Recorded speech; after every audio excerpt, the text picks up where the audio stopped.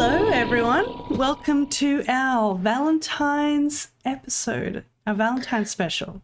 Yes, it's very special. Yeah, very special episode. Thanks for joining us, and thanks to our patrons, because this is a video episode, so we are making eye contact right now if you're a patron.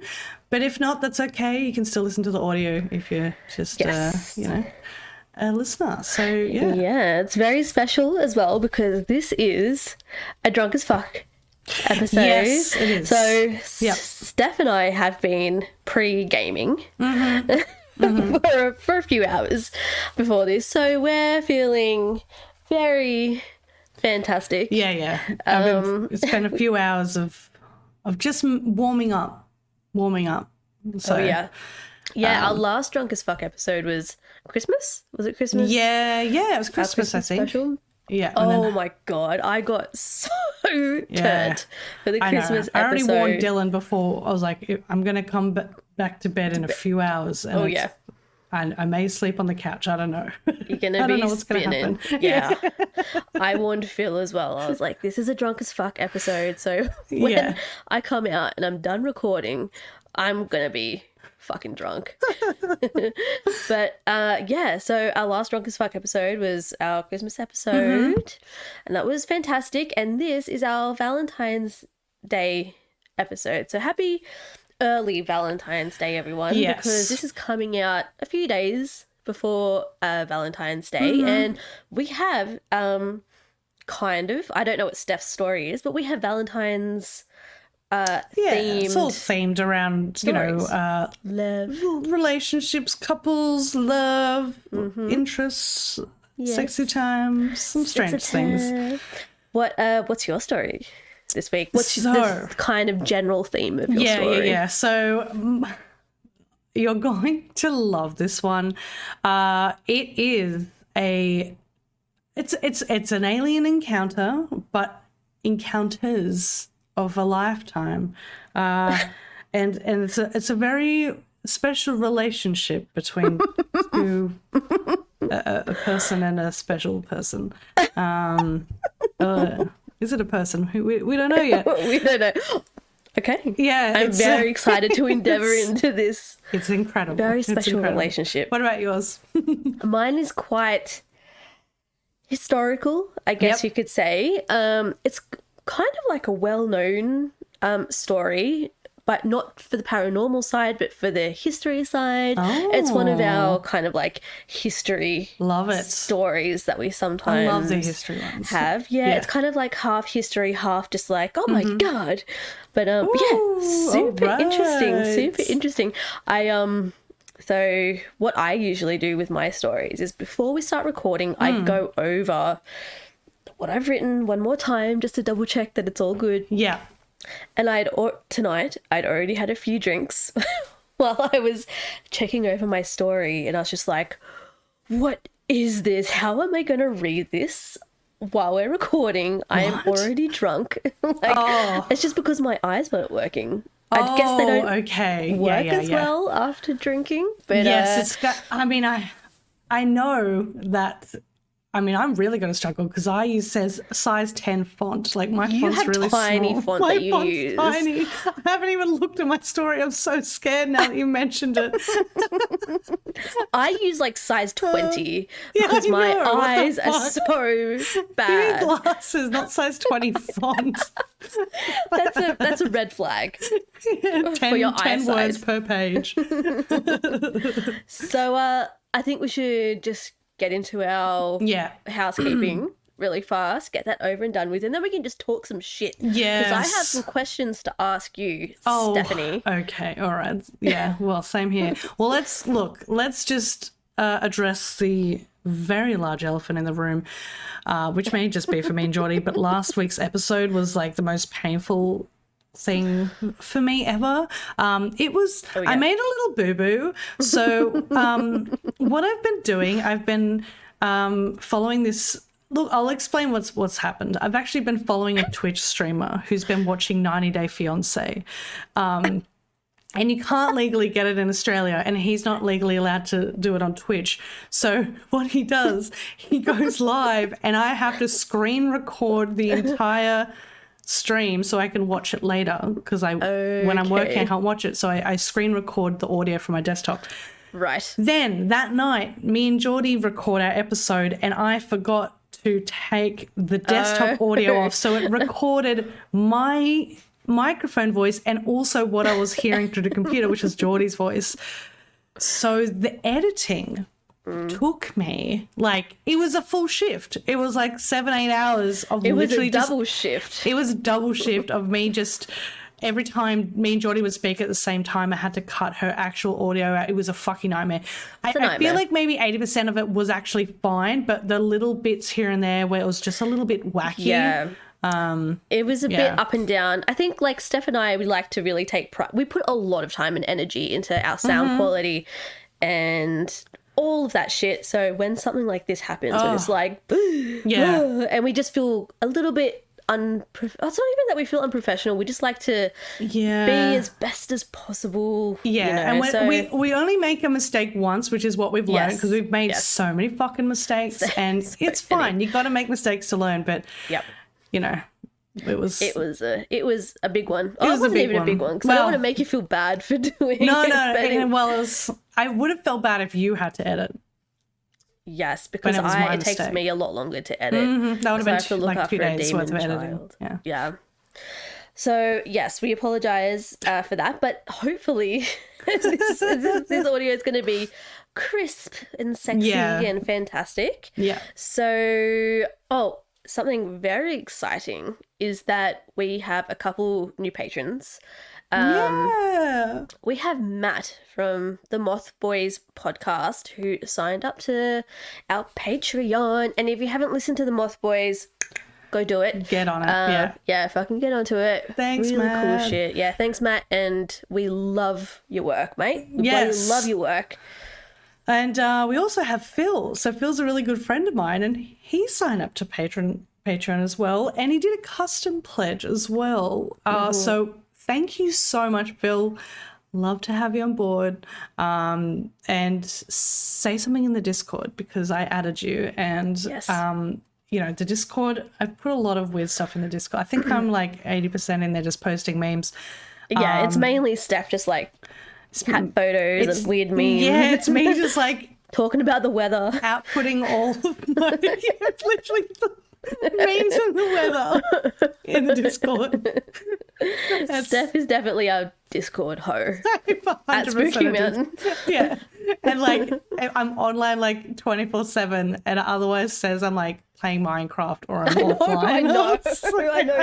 I noticed your Discord constantly says playing Minecraft. It's fucked up. It's so bad. Oh my god. Yeah, it feels one of the people in my small group where we have a server together in Minecraft, and he's just discovered Minecraft as well. So we're on the same page.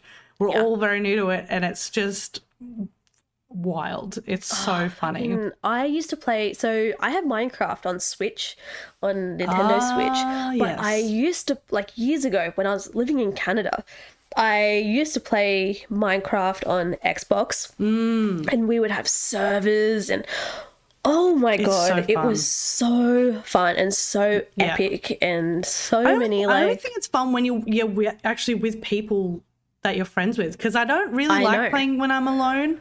There's nothing to do. You just break shit. You just dig in shit, but we go on like full missions. We like pack our we go back to our house. We've made a big house all together, and we like have all these things. We take our supplies and then we go on a boat and then we go and explore the map and find somewhere to go, and it's just so fun. I love it. So much fun. Yeah, we definitely try and get that. I know I probably say this all the time. I can't remember right now because I'm a bit drunk. But we should get Minecraft going for Twitch. Yeah, I've officially for anyone who bought wants it now. to join. But Steph, I have a question for you. Considering it's Valentine's, I want to stick with the love theme and all that kind of thing. Valentine's, lovey-dovey. The Valentine's theme. So I want to ask you something.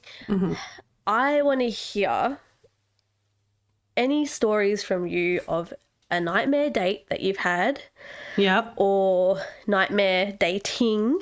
Or anything like that. Have you had any really bad dating experiences, hookup experiences, anything like that? Okay. Yes, one. I'm kind of known for like just being in long-term relationships, so I haven't really had any dates. Me and Dylan have been together for like 7 years now, and then my ex before we were together 5 years. So in between, it's not really too much. There was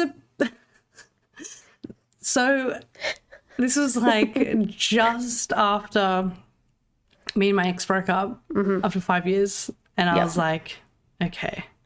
On the rebound. Oh, it was a messy time. And I was living with a group of friends, and it was like a weeknight. It was so stupid. And my friend Ailey, who was living with me at the time, we were just getting drunk in the house, and I was like, you know what, let's just go out and let's just fucking do something. Let's just go somewhere. So we went to Newtown. We got a taxi to Newtown, which is like the place at the time, well, still is, you know, all the pubs and bars and everything like that. Oh yeah, it's like the place to be.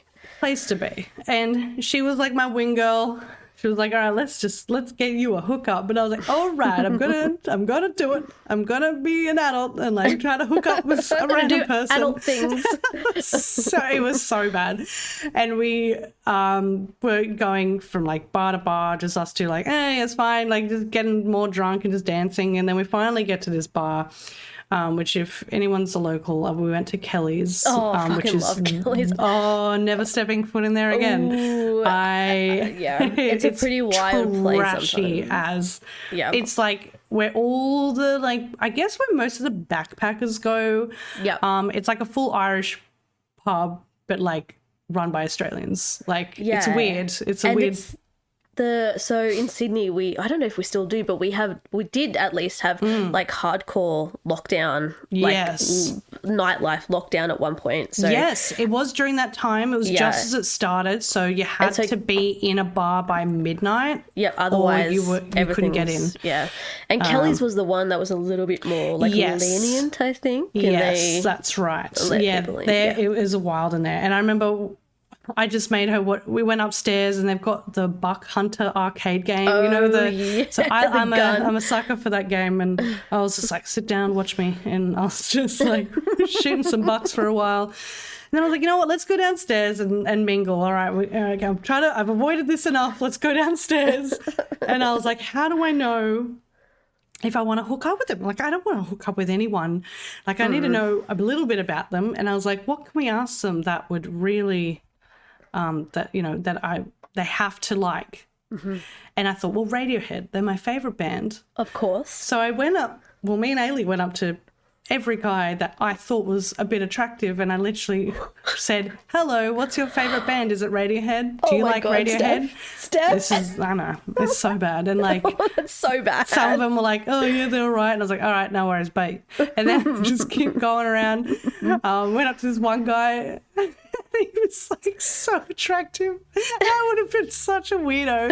And I was like, is your favourite band Radiohead? And he goes, no, it's not. I actually really don't know any songs, but I really like Jimmy Barnes. And I was like, oh, fuck off. What the fuck? And he had a Jimmy Barnes shirt on. He's like, I just went to his concert. And I'm like, I don't know what's happening. And then I was like, I'm so let down. Like, I just don't know what I'm doing. Yeah. Especially after being in a relationship for like 5 years, you lose the skill. I had no skill at all. And then I was like, okay, I just got to get over it. And I saw in the bar probably the tallest man I have ever seen in my life. Like, I'm not even kidding. Like, at least 7.5 foot tall. Like, holy shit, that's tall. Mind-blowing tall. And he was like, I would have been like 24 at the time. He was like a little bit younger, maybe just like 21, 22. Oh, right. Okay, so he was younger. Yeah, right. This guy was so tall. And I was like, this is funny because I'm not tall at all. I'm like 5'3", I think, maybe 5'2". I'm literally both of us are very short. Very short. And I was like, this is funny. And I walked up to him, and I don't even know what I said, but he was instantly like, yep, this is going to work. And I don't really remember much there, but Ailey said that we were just like trashingly making out in this bar, which I do not do. I'm not a public affection person, so this like actually disturbs me to think about this. But what I do remember is there was a dance floor and a really bad DJ, and no Were you guys one was dry dancing. humping on the dance floor? We weren't dry humping, but we were slow dancing to the Peaches song, My Neck, My Back, My pussy. and My crack. And we slow. Oh my God. And Amy was just like, holy shit. That is so funny. So clearly going, this is hilarious. And because he was so tall, he kept like picking up. And I was like, this is so weird. This is so weird.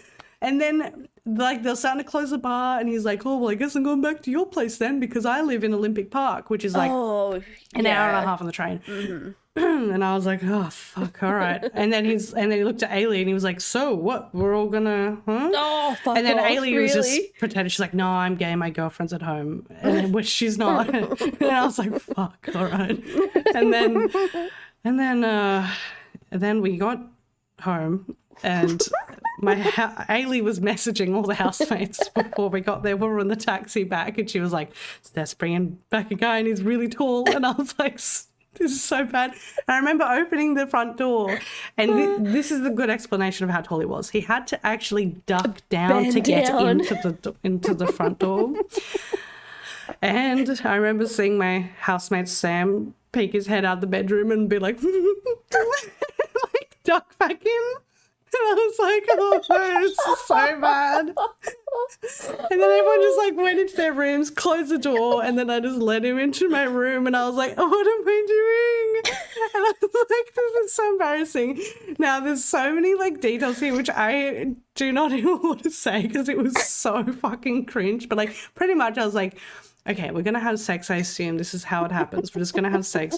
But he told me he couldn't have sex because he ate 2 packets of No-Dos before he got to the bar, which are like caffeine pills.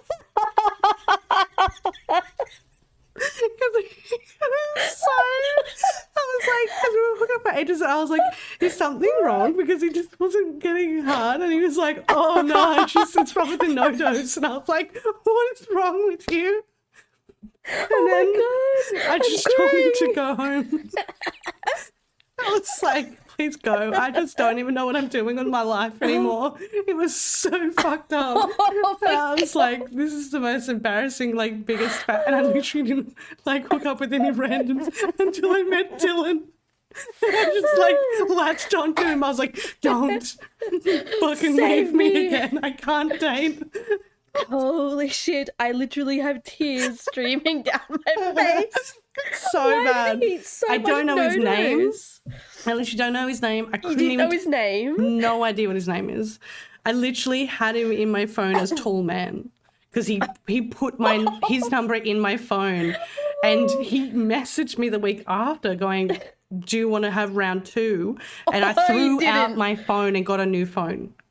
It was like one of those shitty Nokia ones. Oh, at the time, I was like, "Nah, gone." God. Like, oh, that is so funny. So yeah, why did he eat so much No-Dos? 2 packets. Now I don't know if it's like the 12-pack or the 24-pack. It doesn't really fucking matter. It does not like matter. An overdose Either amount way, of No-Dos. Too much No-Dos. Yeah. So I used to do Irish dancing, and I would like.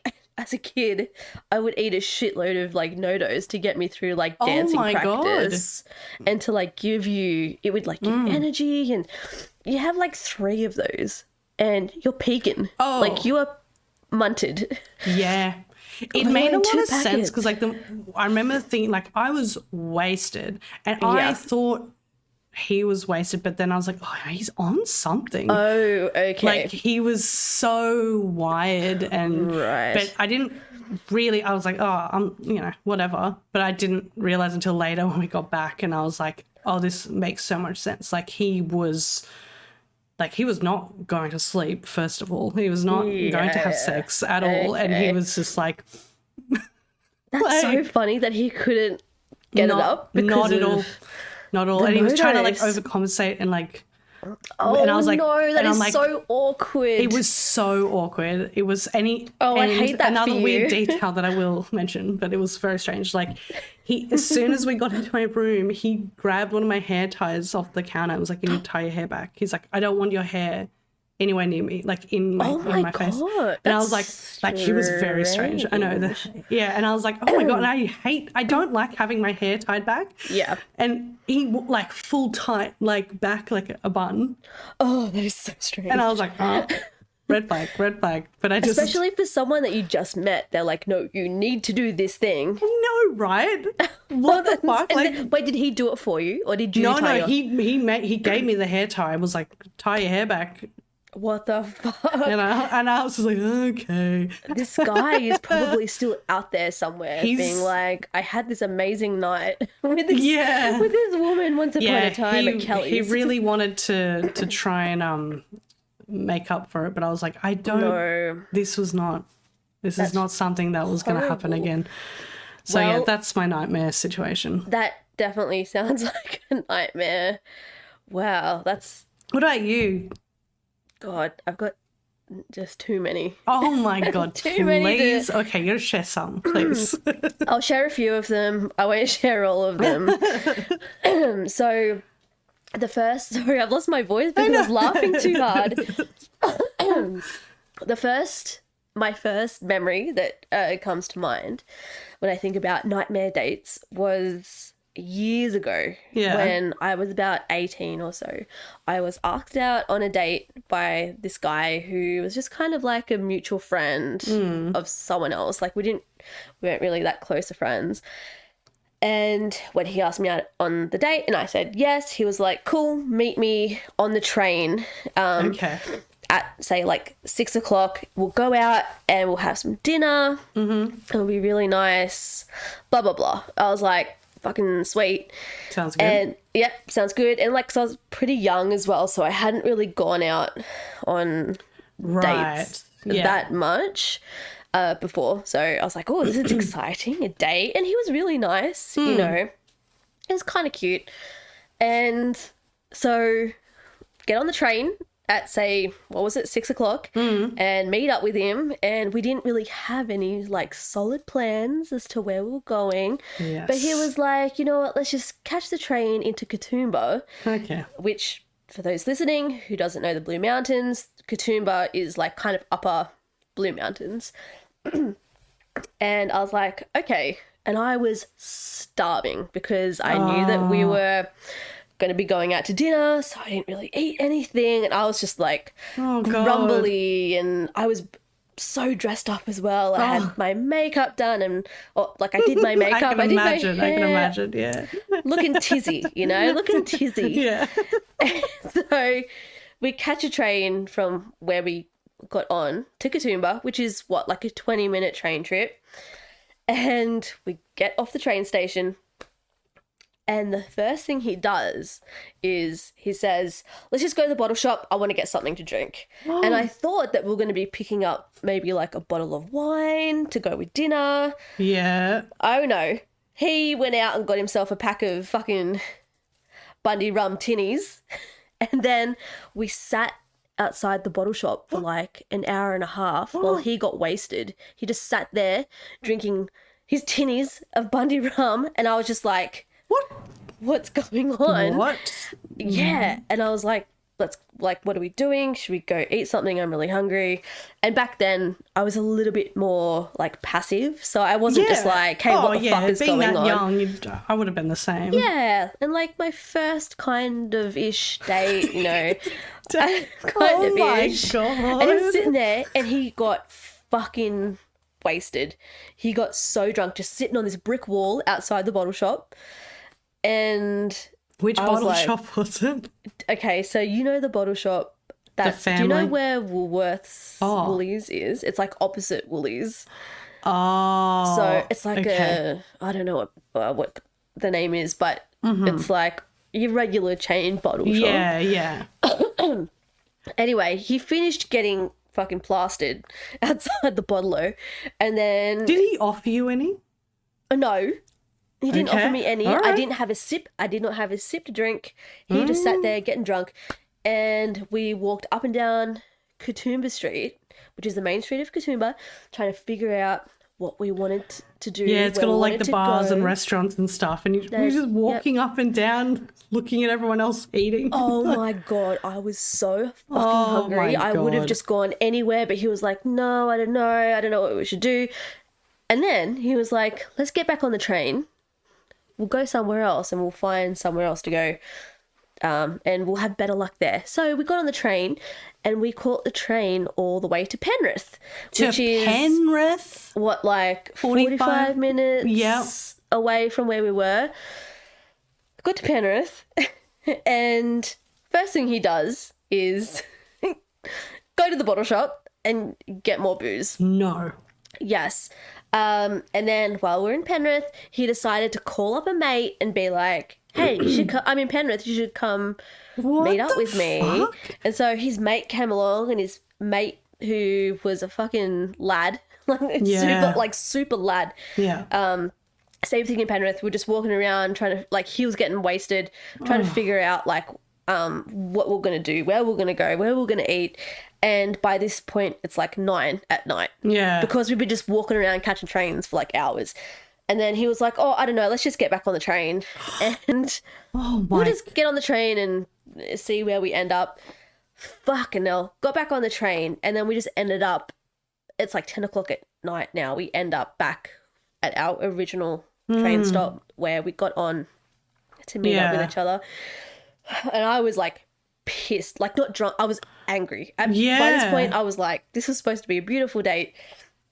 You've just fucked me around the whole time. You are wasted. He was so drunk. I don't know. Anyway, he could tell that I was upset. He was like, let me pay for your taxi home. Let's just go to the ATM. I'll get some money out. You can pay for it. I'll pay for a taxi for you to go home. And I was like, it's fine. I'm just going to get someone to pick me up. Like, no problem. Don't pay for my taxi. He was like, no. Come over to the ATM and I'll get some money out.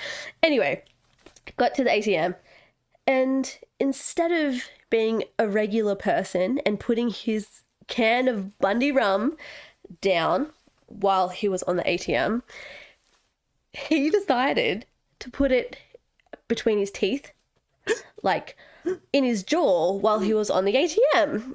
And so he was doing what he needed to on the ATM. By this point, I'd already messaged someone to pick me up, or called someone to pick me up. And so I think it was like my dad or someone was on the way. Gets his money, tries to take the can out of his mouth, and it's stuck. The can is stuck in his jaw because, you know, it's a fucking dumbass thing to do. He proceeds to lose his fucking shit. He was like, how am I gonna get, he was like trying to pull his can out of his mouth. He was like, I can't get it out. He was like freaking out. And by this point, I think it was my dad, like, turned up to take me home, and he was like, can you take me to the hospital? I can't get this thing out of my mouth. And I was like, fucking righto, whatever. And we drove him to the hospital to get this can out of his mouth. That is so embarrassing. So embarrassing. It was pretty bad. I was pretty angry and hungry and upset, and he was drunk and fucking dislocated. And so the whole circle, like the whole opening of the can. The whole rim of the can was stuck in his mouth. I know. Very impressive. Oh, yeah. He's got skills. Okay. He's got skills. Yep. So that's my that's the thing that comes to my mind, like, first of all, when I think of bad dates. Yeah. That is. Yes. Do you know who he is still? Do I know him? He's in the mountains. I don't know if you would have met him, but yeah, he's in the mountains. You might have seen him around. That's very special. And he was so drunk. He was so fucking drunk, and like, I wonder if he even, like, thinks about that. Like, because obviously for you, that's, like, so shit. I know. I think I've told so many people about this story. That is... so funny. That is so funny. But, like, shit. It's very shit. I've also had... This one isn't as detailed, so it's not as drawn out of a story. But I once dated someone who, every time it was a very short-lived date, a few weeks, and using the term dately loosely. Okay. Every time we spoke, every time we were in conversation, he would uncontrollably gag. I'm sorry. Because he was so anxious. He was a really anxious person. And so we would be talking and he would just uncontrollably gag. Like gag, like one gag, or was it just like constantly like oh no. So I would be talking at him and he would be like gagging and I just have to ignore it. Wow. That sucks. Oh yeah. He was fucking hell, I've got a million stories from that guy. He was a bit of a weird dude. That is so funny. Oh god. Okay, well, I think we've started this off to a very good start. Okay, start. like if anyone's listening that has had really fucking weird stories like this about dates or please tell us. Weird things, please tell us. We have SpeakPipe. SpeakPipe is where you can actually record your messages and we will play them. Like you can be anonymous. Anonymous, that's you can the thing. read them out as well and be anonymous if you want to just type it out. But I love this shit. I live with this shit. It's so I am such a like gossip. I'm not a gossip queen, but I love hearing about people's shit. Yeah, me too. I love love everyone else's drama, but I don't want my own drama. Yeah, especially when it involves like a 7-foot fucking no-dose addict. Yeah, whoever he is. Hopefully he's not listening. But anyway. I want to hear your story. Okay, cool. This one's going to be really fun. Okay, so I don't know how I'm going to fucking tell this. I honestly don't know. So, it's Valentine's Day. So, what can possibly be more romantic than losing your virginity to an alien? Oh, that is like peak romance. I know, right? It's just, it's so good. Beautiful. So this is a story about David Huggins, and he's had a relationship with an alien. Sexy. Very sexy. And he's very open about all of this and all of his encounters that he's had. I absolutely love all of this due to how detailed his encounters are. And also, he's an artist. So he paints all of his experiences and it brings it to a whole other level when you look at his artworks and you hear about what happened. That's like alien porn. Yeah. Yep. Cool. I'm into that. Yeah. So let's talk about David a bit. So he's currently in his mid to late 70s, lives in Hoboken, New Jersey. He was born in 1944 in Georgia, out in the farming area, field, whatever the fuck, agriculture, farmland. Yep, farmlands. Yeah, we go. There we go. It's something that works. And his parents sounded super horrible. Both alcoholics, super abusive to David. They were fighting 24/7, so just like shit fest. And his parents would also force him to go to an evangelical Baptist church every now and again. And David knew he wasn't religious in any way, so he was being forced to go, pretty much. He would spend his days wandering around the fields in his area looking for old arrowheads when he was quite young. That's what he would do. So his first encounter would happen while he was doing this. He was 8 years old and he was resting under a tree when he heard, "David, behind you." So he turns around and there's a little hairy creature coming towards him. Hairy? Yeah. He said it had large yellow glowing eyes and he thought it was the boogeyman. The painting he did of this actually looks really fucking cute. It's like a little Bigfoot. Oh, I know. It's adorable. It's so cute. But I guess if you saw it in real life, it would be fucking terrifying. Yeah. But it's like a little teddy bear. It looks really cute. But he mentioned for a second that when he was looking at it, he all of a sudden could see through the eyes of the creature looking at David. Oh, Yeah. that's like a telepathic kind of thing it was like happening. Yeah, okay. super fucking weird, and he like freaked out, and then he just snapped out of it and just ran off. Crazy. Yeah. A year later, he was wandering around a barn to get a baseball bat, and he heard a noise on the other side, and he walked over to see what it was. Standing next to the barn was a giant insect being that looked very similar to a praying mantis. David screamed, and then it sprayed him with a bluish liquid that he said started to evaporate really quickly. Ooh. Yeah, super weird. So he would start to feel as though he was being continuously watched. He started seeing things in the sky he couldn't explain, and no one else in his family was seeing anything like this. A couple years later, he was wandering around a field collecting arrowheads, as he always did, and he saw about 7 or 8 little grey aliens jump from the sky into the field. They looked straight at him and started to run towards him. David started running towards his house to hide, and he looked under the house as it was on pillars, and he could see the legs on the other side of the house, and they were just creepy. like standing there. Yeah, but they didn't end up finding him, and he saw them walk away. Later that night, though, he would wake up to see those same aliens outside his bedroom window. They came into his room and took him outside. They flew up in a spacecraft together, and he was placed inside a very well-lit room. A very large woman comes in holding a long metal rod, and then the grey alien behind him holds his head back while she inserts the rod into his nose. Oh, okay. I thought you were going to say something else. Yeah, into his ass. Yeah. We're not there yet.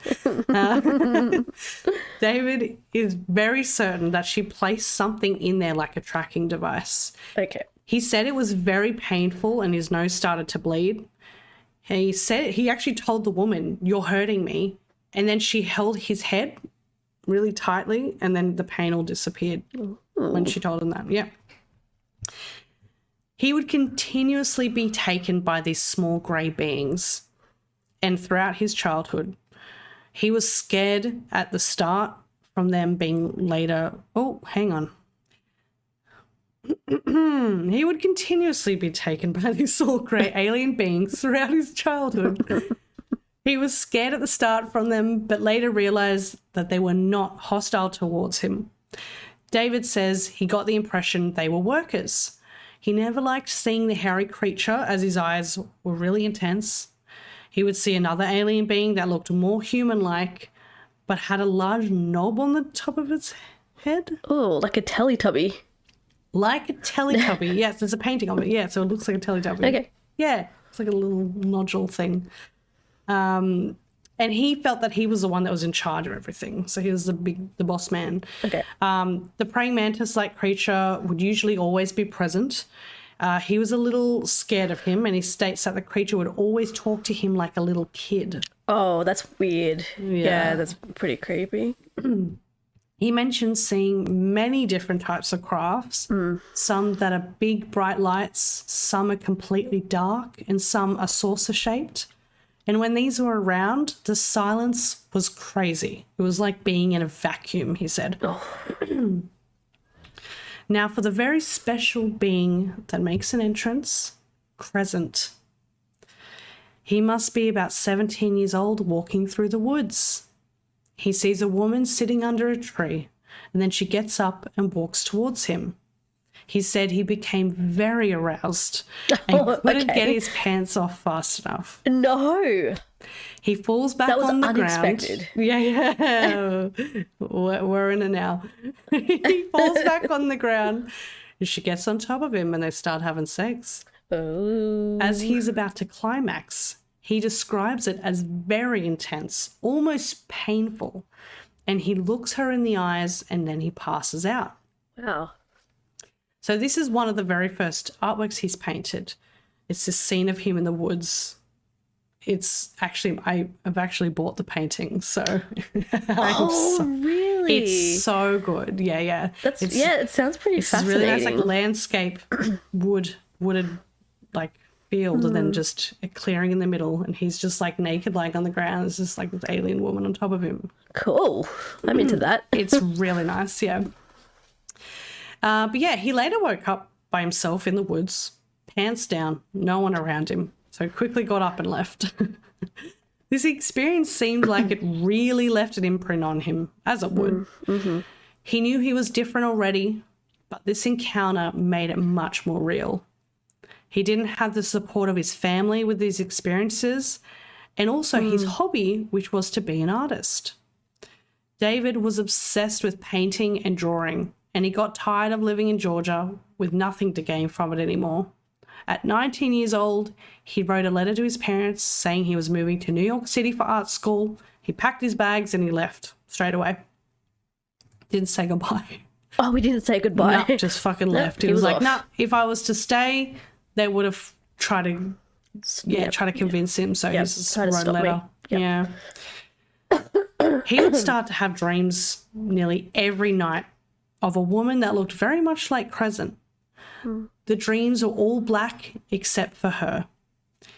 He could only see her face and her eyes were closed. When he would wake up in the morning, he would hear a voice say, "We will be back tonight." He started to lose his mind, as he couldn't be sure if this was actually a dream or if this was really happening. Oh, yeah, you would question reality, like, hard. Oh, he had no one to talk to about this as well. And one afternoon, when he finished art class, he was walking home and picked up a little bouquet of flowers that he thought he would leave for the woman. Oh. He left them on the table in his room, saying to himself, "These are for you." When he woke up the next morning, the flowers are gone. He now knew this was real. So he never felt violated by these visits, and he was actually starting to look forward to them. He would actually start to clean his house, wash the dishes. He'd start like preparing every night because they were coming. Oh, it's like the honeymoon period. Yeah, it was beautiful. He said it was kind of like he knew he was going on a date even though he wasn't leaving his house. So, I guess the way he describes Crescent, so she's large, like she's around 7 feet tall. Oh, she's okay. A very I was tall imagining person. Small, like small little thing. So the thing is with the women, they're all very large, taller than him. So 7, maybe a bit more foot tall. I love that he doesn't give a shit whether his woman is taller than him. Yeah, she could snap him in a second. Like, it's awesome. Incredible. Yeah. Sexy. Yeah, oh yeah. She's got the body of a human. So she looks very human-like, but she has very long fingers and her nails were very long. However, her face would look much paler than the rest of her body and a little bit more grey alien-like. Okay. It's kind of a little bit strange looking. She had black shoulder-length hair with a fringe and huge, dark, black eyes. Her nose and her mouth were also just a little bit smaller as well. So David has a large amount of paintings of all these nightly experiences with Crescent. He felt very comfortable with her, but sometimes he would feel a little strange. Every time Crescent would visit him, the praying mantis creature would always be there. Right. Yes. And that's kind of like the one that is a little bit more scary. Yes. So he's not sure about him. And he's always just standing off to the side of the room. He's like kind a of little like creepy man. Like, he's like, Yeah, it's kind of like the pimp a little bit. Yeah, like yes. Giving off pimp vibes a little bit. Pimpy Manus, yeah. And yes, every time they have sex, or every time she's there, he's there, like all the time. But yeah, he also said that every time they would have sex, he would be on the bottom, she would be on the top because he's paralyzed. Oh, he can't move. He cannot move. I mean, I'm liking the sound of this. Yeah, it's not too bad so far. It's got it pretty good. Apart from Pimpy Mantis. Yeah, Pimpy Mantis. It's a bit of a downfall. But other than that. Yeah. His paintings of the paintings of him and Crescent having sex, I think they're really like interesting and really beautiful. But then when you see the fucking mantis in the background, he's always like just in the background, like without doubt, he's always there every time. And you just like look at it and go, oh, that's beautiful. Oh, Jesus is there again. Like, oh God, ruin a good thing. I know, it's so fucking weird. Oh, but yeah, by this point, he could call Crescent his girlfriend, even though the only interaction they ever had was sex. The other girls in his art class wouldn't even seem interested in him at all. He only ever went on one date with someone, and the rest of them, they just literally did not seem bothered in him. But he didn't really mind because he was completely satisfied by this point. Yeah. He was like, well... Crescent has it all. Yeah. He's like, oh, well, I tried, but whatever. Now, one day, he was painting in his house when Crescent appeared through a portal, and she was very upset. She says, David, the baby is dying. Oh, no. And he goes, baby? What baby? I didn't know about the baby. Oh, the plot thickens. After a bit of hesitation, she let David into the portal to show him the baby. She gets the baby out of a container that she was keeping it in. No wonder the baby's dying. Yeah, I know, right? And she's literally holding the baby in front of her like this, like just dangling. It's like, he said the baby was just dangling. It was very thin, very weak. It wasn't moving at all. It looked like a human baby, but its head was a little bit more, alien-like. Okay. The praying mantis creature is very upset that David's there. He walks over and he goes, no, you cannot be here. You can't be here. And he's like, you shouldn't be in this portal. And then David ignores him and he walks over to the baby that was lifeless and he touches the baby and an electric spark between the two happen and the baby starts moving. And all is good. And the insect being is like, oh my fucking God, this is amazing. And he goes, you need to follow me. And then he leads David into a room that is filled with babies. With babies, I fucking knew it. Yep. I knew there was going to be a baby room. And then he says, these are all yours. All Really? of these babies are yours. And David goes around and literally is like touching all the babies. Them all. Yeah. All the babies. Yeah. So he's got like hundreds of kids. He's got the Midas touch. Yeah. So David would have experiences day and night, but most of them he would forget. Then they would leave him alone. Years. He would start to live a more normal life. He ended up getting married and had a child named Michael. In August 1987, some of the memories had started to return. He would feel that there were creatures lurking around the house. He could start seeing shadows moving fast. He knew there was a presence in the house, but he never saw who it was. Mm-hmm. He became incredibly fragile as he couldn't talk to anyone about this. He ended up buying the book Intruders, The Incredible Visitations at Copley Woods by Bud Hopkins. And as he was reading this book, he realized all these situations had happened to him. So it's another story about abductions. Okay. He could not believe how accurate this book was. And the woman that was mentioned in that book was Crescent. He said, this is exactly who Crescent is. And he freaked out. So it was at this time that he really started to realize what happened. A few months after reading this book, David and his wife would get a divorce. Oh. Yes. She knew there was something different about him. He tried to explain what was going on and she called him crazy and she didn't want to hear about anything he had to say. That's when they both knew it was going to be over. This is when he actually started to paint these experiences. So before he was just doing his normal painting of normal things, and then he started to be like, okay, I'm going to try and paint this. Okay. David said this was the best thing he could have done. He started to sleep properly, and while he paints particular situations, it would trigger other memories he's had. Right. Yeah. Right. It's like a therapy. Yeah, almost. absolutely. Yeah.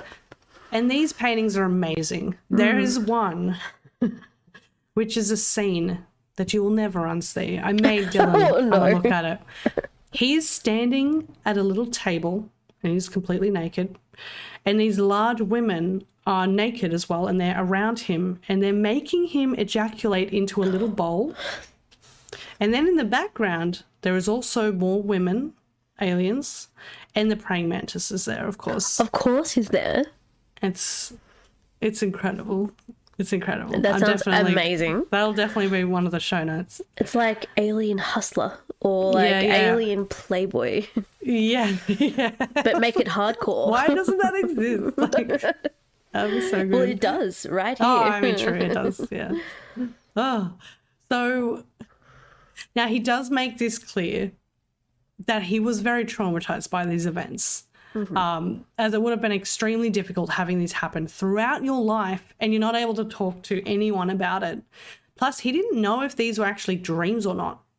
Once he finally figured out it was real and started painting, he started to calm down and be able to come to terms with what was actually happening. When his son Michael was young, he would tell him that he has many half-brothers and sisters, but he doesn't know where they are. You can actually say that to him. Okay, Dad, sure. Yeah. And Michael had a pretty normal childhood considering what his dad's gone through, but he said he didn't really remember like a pinpoint moment of when his dad started talking about this. It was just always there. But he never questioned anything. He actually just accepts that this is part of his life and this happened to him. Okay. And David, so he's been working at the same deli down the road from his house for about 30 years. His boss 100% believes his story, as David comes across as a very genuine person. He's incredibly friendly, approachable, and he lives a quiet life. He has never tried to force people to believe his story. He currently lives in Hoboken in a little tiny townhouse. It's a very modest house. He only works one shift a week and he just paints all the time, constantly painting. He also is writing a movie script on his experiences as well. Oh, cool. Yeah, which he says is just as therapeutic as his painting if he writes it by hand. So he's written the whole thing by hand. Oh, that's amazing. Yeah. And his lounge room, so his lounge room is incredible. It is filled with like over 1,000 VHS sci-fi movies. It is awesome. It's like going into like Blockbuster back in the day. Oh, the nostalgia. Yeah. He actually started to collect them after he came to terms with his experiences because it would start to bring back a lot of memories. So he likes looking at those films. Yeah, that's really interesting. It seems like it's like the memories are there, but they're almost like semi-repressed. Yes, like they are. He has memories. There's some things he remembers more than others because he's now aware that they're happening. So Right. So he's almost like able to think of that and then bring on other memories, I guess. Yeah, it's interesting. But I guess David doesn't know why he was chosen as well. He doesn't claim to be an interesting person or have anything special. It's important to note that he's not the only one that has had these experiences. We know that there are thousands of people out there that have had very similar stories. What I find interesting about David's is that he's creative, and this has given him the chance to try and relive these moments. Some people can have very, very traumatic events happen to them and they'll try to suppress what happened, which I can totally understand. However, David was intrigued by it all. He wanted to know more. He was led to that book, and everything started to unfold from there. But I really encourage everyone to watch. There is a short film made of him called Love and Saucers, and it's only a few dollars. And I watched it and it's incredible. Like it's just it really gives you a good picture of who he was. He's like the most genuine person. Yeah. Such a small group of friends, and you'll start to see that there's not really a motive for him to tell these stories other than his personal growth. He doesn't make really much money from his paintings at all. He still works. He doesn't go out of his way to tell his story to people either unless they ask. So he's really not made much, but it's just something that he's wanting to share with other people, and if they've had the same experience to like come forward. But, I believe David Huggins. I think it's really fascinating, and definitely watch a documentary because it's amazing. Yeah, that's the story of David Huggins. Very interesting. First of all, he has a very adorable last name. Huggins, very suitable for Valentine's Day. True. Oh my God. He sounds like a super, almost like down to earth guy. Sounds definitely. very like modest and humble. Just from what you've said. He really is. And that's definitely a good start if you're going to claim that you've had an encounter with aliens. He's hardly done any, like, there's only a few articles really about his experience. He's gone on a couple of those chat shows, but but he's not like making money off interviews. No, and they always make out that he's like a crazy person, and he's just like, I don't really want to do any of this, Yeah, so seems pretty sane. I guess, Yeah, I love it. Super interesting. I've never heard of a like alien person love story. I've heard of like alien encounters where they like do things to you to take all your DNA or whatever, but not, something like this. Oh, super interesting. Yeah, perfect for Valentine's Day. Perfect. I've known about this story for ages, and I was like, I've got to find the right time. And I was like, oh my God. It's perfect for Valentine's Day. It's perfect. Yeah, it always makes your heart feel warm. It's a nice one. It is quite nice. Mine is very different. Mine is brutal and a little bit sad. Okay, that's fine. That's fine. But very, very interesting. My story is kind of like half history, half ghosty, paranormal shit. So I have no idea. No, because I didn't give you my hint. You gave me your hint this week. So Steph has no idea what I'm going to be talking about. So 500 years ago, there was a woman who died.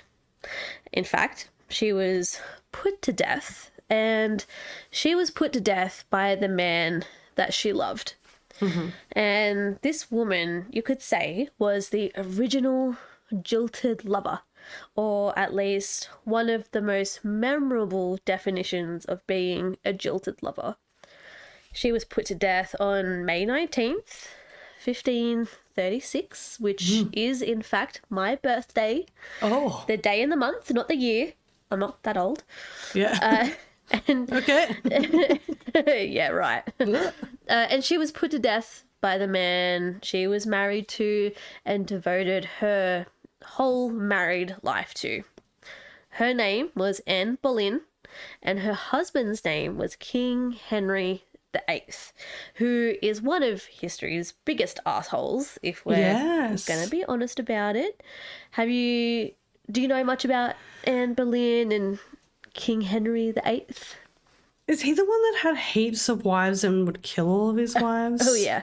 Yes. Yeah, okay. Yeah. He was a bit weird like that. Yeah. Her name rings a bell, but I feel like the only thing I know is that he had a bunch of wives, yeah. Yeah. And he just... But that's all I know. Got rid of a bunch of them. So... Yeah. Anne Boleyn wasn't the only wife of Henry's that was put to death, actually, and by beheading too. One of his other 8 wives, Catherine Howard, was also brutally beheaded. Ugh. Henry definitely had a keen taste for the sword, or in some cases, the axe. Oh. Yeah, he was a lover of the chop.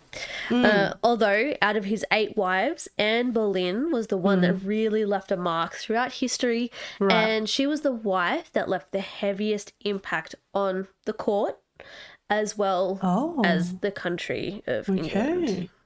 So I'm going to give a rundown of Anne and King Henry before I actually explain why I'm talking about these 2 lovers in the first place. So Anne Boleyn was Queen of England from 1533 to 1536, which is the same year that she was executed in 1536. Right.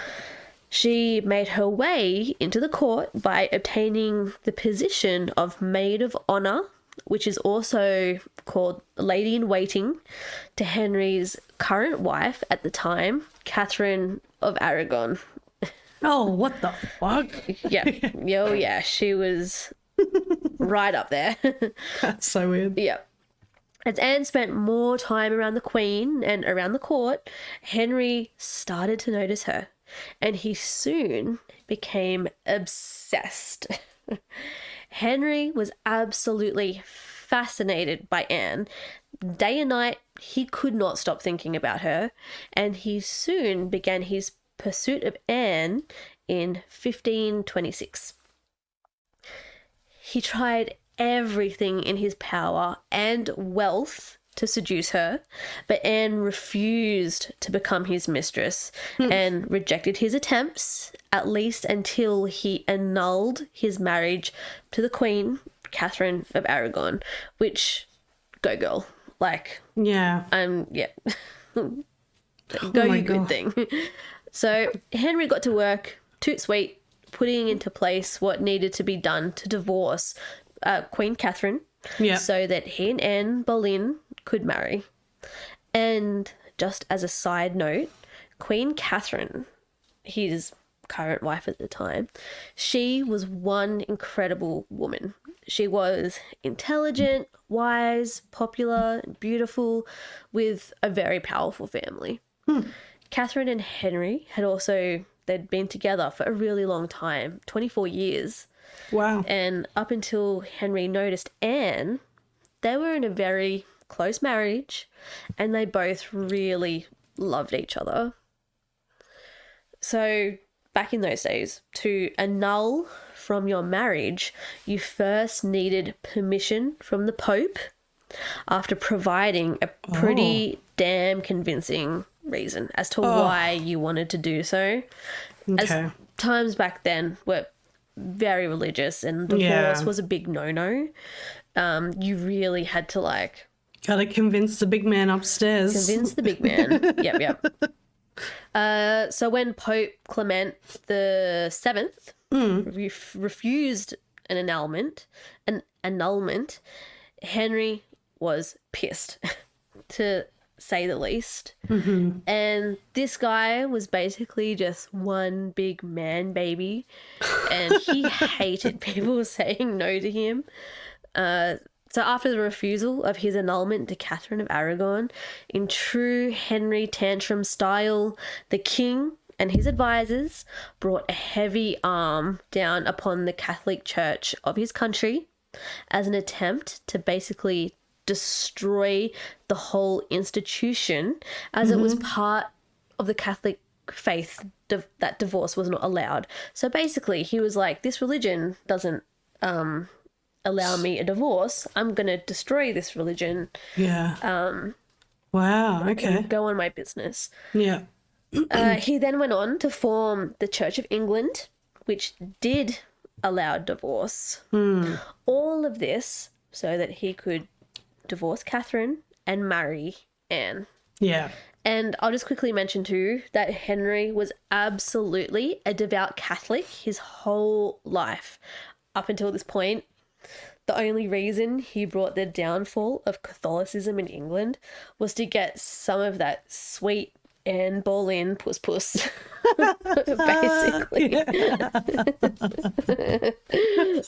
So, after all this, Anne and Henry finally wed in 1533. Yep. And a few months later, Anne was crowned Queen of England. Lovely. Lovely jubbly. Henry by this point was still just totally obsessed with Anne, and he thought she was just the duck's guts, and truly thought she was the most amazing woman he'd ever met. He was smitten like a little schoolboy. Yeah, right. They eventually had a daughter together who would be the future Queen Victoria of England. Okay. Who in her own right left an incredible mark on history. Henry was disappointed that he hadn't been given a son yet, but he still very much loved Anne and held hopes for a son and male heir to his throne eventually. This was until Anne had a string of miscarriages, 3 in total, as well as 1 stillbirth of what was a baby boy. Uh-oh. Still not giving birth to a surviving male heir. Yeah. And again, Henry was pissed. Yeah. He had another big boy tantrum, and his eye started to wander again. The same way it wandered to Anne when he was with Catherine of Aragon. Yep. So this guy is just a God. fucking shit guy. He's a shit guy. Henry had his sights on a woman named Jane Seymour, who, just like Anne, refused to be Henry's mistress and would only be with him once he divorced Anne. So I'm really glad that the women in this story have some fucking wits about them, you know, when they're around King Henry. Thank God. Thank God. And again, Henry had to come up with a reason to annul from his wife, who he used to love so much that he could just basically be with his latest crush, essentially. Oh my God. And the way that he did this, how did he make this happen? In April of 1536, he had Anne Boleyn investigated for high treason, one of the worst crimes you could be accused of. Whoa. And on 2nd of May, she was arrested and sent to the Tower of London. She was tried before a jury, which included a couple of her own family members and even... What the fuck? Oh, yeah. And even her ex-fiancé, which, to be fair, was also a family member of hers. Her cousin. Okay. It was different times, man. It's different times, man. Yeah. She was accused of incest with her brother, adultery with other men of the royal court, conspiracy to commit treason, and also witchcraft. Oh, yeah. Witchcraft, of course, has to be in there, you know. Yeah. Oh my God, this is crazy. All of which were pretty much false accusations, just so Henry could marry Jane Seymour. Even though for a while there had already been rumours within the court of Anne's actions, Henry definitely used these as a tool to get her off the throne and onto the chopping block. And that's all they basically were, just rumours that we know were pretty much just bored telltales from the people of court. So it just got to a point where Anne became a little bit unpopular with the people of court because she was quite radical as well. And she really had like a hand over Henry, and people didn't like that. So they started making rumours and... Oh my God. Yeah. Poor Anne. I know. She was such a sweetheart. So even though there was absolutely no evidence whatsoever, Anne Boleyn was found guilty on the 15th of May and was executed by beheading 4 days later. 4 days. 4 days later. What is weirdly seen as a last act of love and affection, Henry ordered one of the best known executioners from France to carry out her execution. Wow. As it was known that beheadings in those days were brutal, bloody, and often took a few whacks to actually remove the head. It wasn't one foul swoop. Yeah. He had to really go Yeah, at when it, I found that out for a long time ago, I was like, that is so disturbing. So fucked. Imagine if you didn't die straight away, like They just straight break away. your neck and then you're just alive with a cracked neck. And just... your head's just being hacked off. Oh. Horrible. But the executioner beheaded her in one stroke of his sword. But she was denied by Henry a queen's burial. Oh, And wow. was instead buried next to her own brother, who was also executed over the allegations. So even though he had this last final act of love and affection by having her properly beheaded, he refused to give her a queen's burial, which was very important back then, you know. So Anne Boleyn, She really was truly in love with Henry, and she was so dedicated to him. Their marriage and trying to give him a male heir, experiencing many physically and emotionally painful miscarriages in the process. Also, sadly, including that stillbirth of a little boy. Yeah. Which probably was another contributing factor in Henry's growing spite I towards reckon. Anne, because back in those days, it was like essential that you produce a male heir. And she got close, but no bueno. She stood by him in court and helped him with the planning and constructions of buildings and gave him advice alongside his advisors on political choices. She did what she could do to boost his morale and his image within the court, and also to the people of England as well. She really loved him, and at one point he really loved her too. He would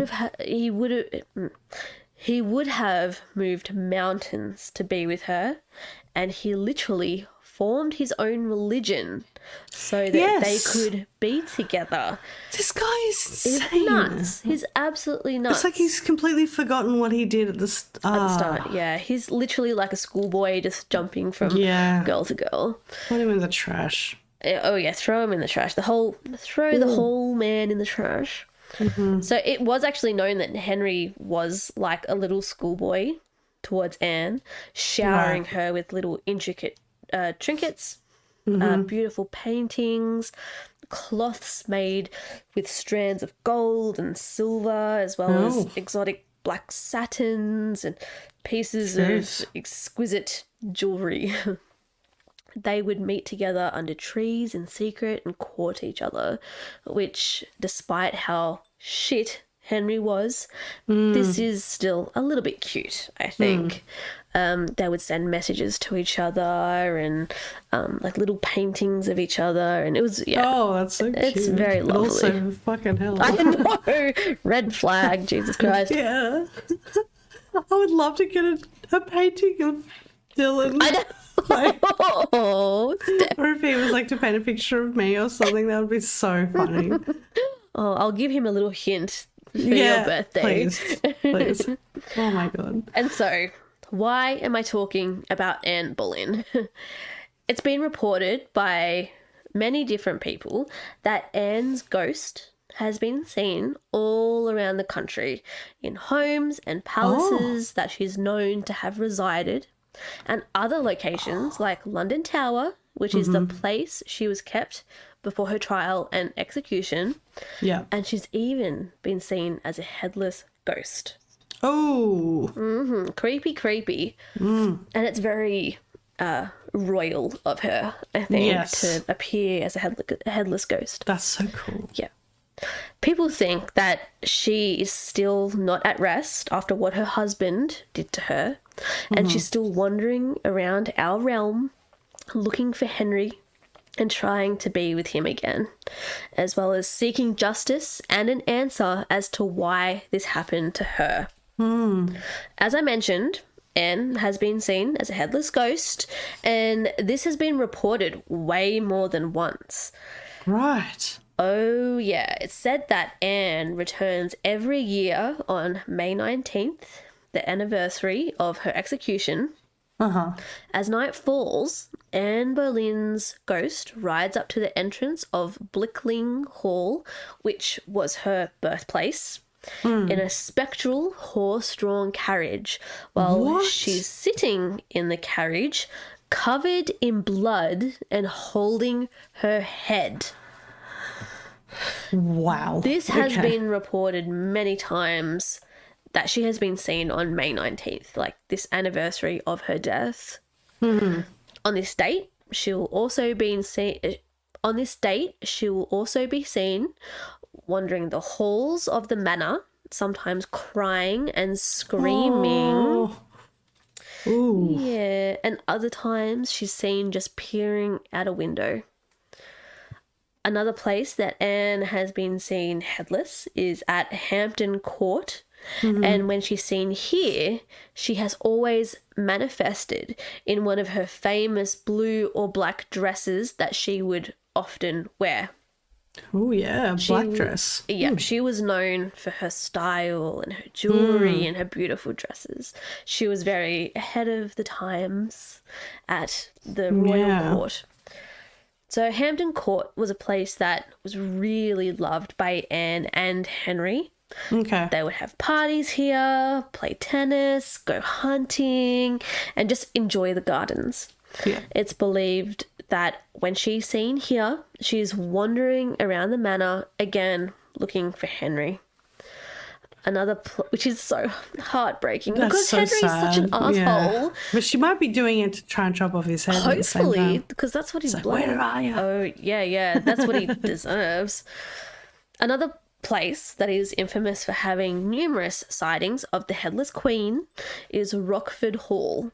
So Rockford Hall in Essex is a manor house said to be where King Henry VIII, he first cast his eyes on a young Anne Boleyn. Oh. The Boleyns, fucking hell. The Boleyns owned the home from 1515, a home claimed to be the setting of secret meetings between King Henry and Anne. Ooh. There are even rumours of a secret tunnel system beneath the home. Oh, I love that Henry used as his discreet escape route from the house. I love secret tunnels. That's great. I know. Secret tunnels are so awesome. A romantic tunnel, though. Yeah, a sexy tunnel. Ooh, the romance tunnel. Sexy tunnel. I love tunnel. Yeah. It's often said that in one particular room of the manor, you will start to feel an intense coldness, and this is the first sign that you're about to witness something not of this earth.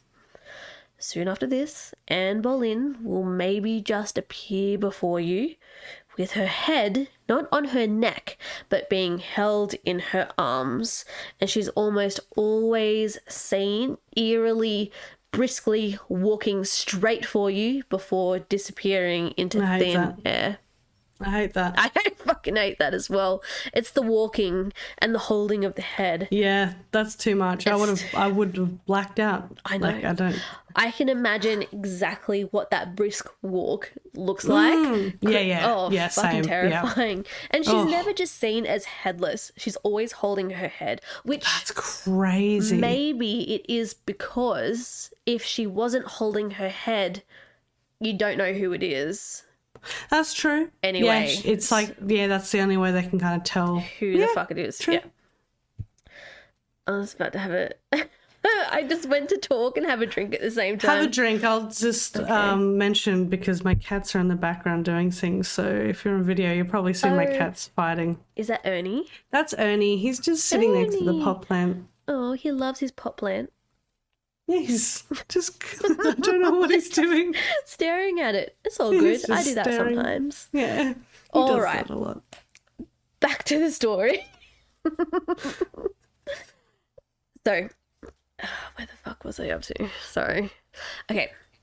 And in what sounds like something straight out of a horror film, an apparition of her headless body has been seen numerous times at Windsor Castle, running through the halls in the Dean's Cloister whilst... Running?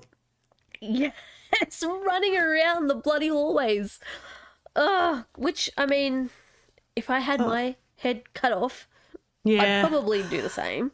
Oh, God. So, she's seen running through the halls in the Dean's Cloister whilst clutching her severed, screaming head. The head is screaming and she's holding the head. Yep. So, more so than not, Anne is seen without her head.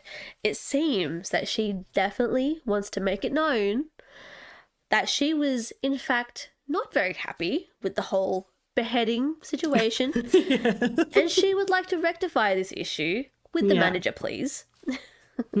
Windsor Castle, by the way, is actually where the Queen Elizabeth that we have now, this is where she lives. This is the castle that she lives She doesn't live in Buckingham Palace? I think she has multiple homes. She has a few different homes. Oh, yeah. True, she does. Windsor is one of them, but yeah, surely she lives in Buckingham. Yes. Yeah, no, I totally think you're forgot right. about Buckingham. You just stumped me then for a second. I was like, yeah, that's true. No, but I think you're right, because I did go to Buckingham Palace once, and I remember someone was saying that she's not. That she has a few. She has like a home in Scotland. She has a place. She has houses all over the place. Holiday homes. Oh yeah, all the holiday homes. So Anne Boleyn's ghost has been seen on numerous occasions at the Tower of London. Mm-hmm. It is said her ghost haunts the place of her death, her being beheaded at the Tower of London. Perhaps the most interesting ghost story relating to Anne at the Tower is that of a captain of the guard who saw a light flickering in the locked Chapel Royal late one night. He tried to uncover the source of the light by climbing up a ladder and was met with an unbelievable scene unfolding inside. A procession of knights and ladies outfitted in Tudor dress pacing the chapel. Whoa. Their leader, an elegant woman whose face resembled that of Anne Boleyn's in portraits he had seen. And then the procession just suddenly disappears into thin air. That's fucking nuts. Imagine just seeing a room full of ghosts. Wow, that's so cool. I know, it's that's very so cool. Very cool. Another incredibly interesting sighting of Anne was in 1864. A soldier on duty near the lieutenant's lodgings in the Tower of London made yet another sighting of Anne's ghost. He claimed to have confronted and challenged the white figure, and when his challenge met no response, he plunged his bayonet into the ghost. Oh. Okay. I mean, sure. Expect that. Why not? To his complete shock, the weapon did not meet flesh, but instead went straight through her. And according to the story, an officer named Captain J.D. Dundas, who was lodged in the Bloody Tower, he saw the whole event take place from his window and swore for the rest of his life that this story was absolutely true. So we have two witnesses of this story. That's really cool. Yep, and the latter of the witnesses, he said that this is true, absolutely true, and he's stuck with his story forever. It's not said whether or not Henry ever saw the ghost of Anne Boleyn after he had her beheaded, but we do know that after she was killed, he removed all evidence of her ever even being married to him or being in his life at all. Yeah. I wonder if the guilt of what he did was too heavy for him to handle and it was easier to just erase her memory. Right. And I think, in a way, the ghost of Anne did haunt him, whether he saw her as a spirit or not. It was the ghost of what he had done to her that haunted him. And it's obvious that the ghost of Anne Boleyn is not allowing her memory to be erased by being so present in locations all around England, and she's not letting anyone forget what was done to her by shocking hundreds of witnesses by her headless ghost. She was such an impactful person in life, and even in death, she's leaving just as much of an impact. So that's the history of Anne and Henry's marriage, the love story, but the heartbreak and that's crazy. I love so much. I think that's really cool because you don't hear a lot of ghost stories leaving a location, really. It's all kind of at one spot. It's always like that one place that they died or they lived, and that's it. That's right. There's always like a significant place where it happened. Like even maybe it's like in a big property, maybe the same ghost, but this is like all over the country. All over homes and palaces that she lived and where she was all the same type of encounters as well. Yep. That's really cool. I didn't know really anything like that at all. So that's very romantic. Very romantic at first. And then very romantic at first, and then it's like, oh, a bit sad. Yeah, Henry was like King Henry VIII. Wow, was a giant fucking asshole. Yeah, he's gross. Like, especially even thinking about like Catherine of Aragon that he was first with. Like, she was an amazing wife and person. And then on a dime, he was like, oh, I'm gonna go fucking hook up with Anne Boleyn. What a weirdo. Like, how can you just go on from that many people and think that It's also rumoured that one of his mistresses was Anne Boleyn's sister. Oh, and I wouldn't, okay. He was hooking up with everyone, and he ditched Anne Boleyn's sister, who thought she was kind of like in line for potential marriage, and then he met Anne, and he was just like, see you later, and then got with Anne and blah blah blah. So, and then he did this to every wife. He was just like, you're getting divorced, you're getting beheaded, you're blah blah blah, you know. Oh my god. Ew. Okay. Yes. Well, fucking hell, what a wild episode. We've gone like... I can barely remember what happened. I don't even... Absolutely insane. We started off with some very funny stories. Yes, there were many tears shed from the laughing. Definitely. There have been many drinks drunk and many laughs had, and it was a great time. I hope you guys had a really good time listening to our stories. Yeah. It would mean a lot to us if you'd share our podcast on any of your socials. So if you have Instagram or Facebook, that would be awesome. Tell if you your just want to, tell your friends that you're listening to really funny Aussie girls tell some spooky things. But yeah. Yeah. Anything else you want to say, Jordi? Yeah, you can find us on social medias, on the platforms. You can find us on Instagram, Facebook, YouTube. We're Spooky Mountain Podcast. We hopefully will be doing Twitch soon. We're on Twitter. Oh, TikTok. We're on bloody TikTok. Yeah, we're on doing TikTok. The TikToks. But Spooky Mountain Podcast. Go connect with us. You can send us an email, spookymountainpodcast@gmail.com. We reply to everyone. We want to hear your stories, want to chat with you, we want to do the things. And also, this is video, so if you want to check out any of our video episodes, go to Patreon. Sign up to our Patreon. Yep. So, At any tier, you sign, is that right? Any tier gets to watch our videos, I think. I think it's $5 and above. Oh, $5 and above. Yeah, Which $5 and is nothing. above. Yeah, $5 a month, come on. Yeah. $5 a month. And we got blogs, vlogs, and video episodes. Blogs, videos, photos. Discord as well, where we all talk a lot of shit in there. It's great. It's good fun. It's great. Oh, yeah. All right. Well, I guess we'll talk at you next week. Bye, guys.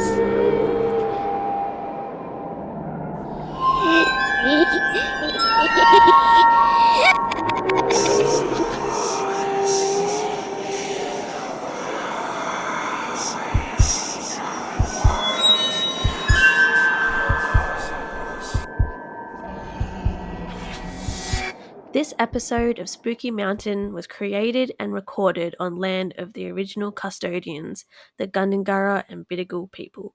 We pay respects to the past, present, and emerging mob. My name is Jordi, and I'm a proud Gunya woman. Thank you for listening.